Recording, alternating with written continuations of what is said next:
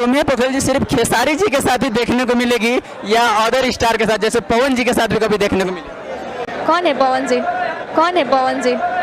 कौन है पवन जी? भोजपुरी के पावर स्टार। हम नहीं जानते। जानत रहूं कि ना जानत रहूं, मैं आपसे प्रॉमिस करता हूं कि बहुत जल्दी तुम्हारे साथ एक गाना मैं करूंगा।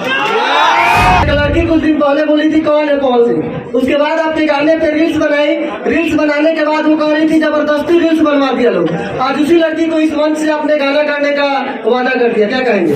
बोले के पहले वो हमारा गाना पर डांस पहले बड़ी की ना, पहले बड़ी ना, तो जाने दीजिए। मैंने बोला ना कि गलती केहू से हो जाला, कभी कभी गलती केहू से हो जाला, कभी कभी केहू गलती केहू से करवा भी देना।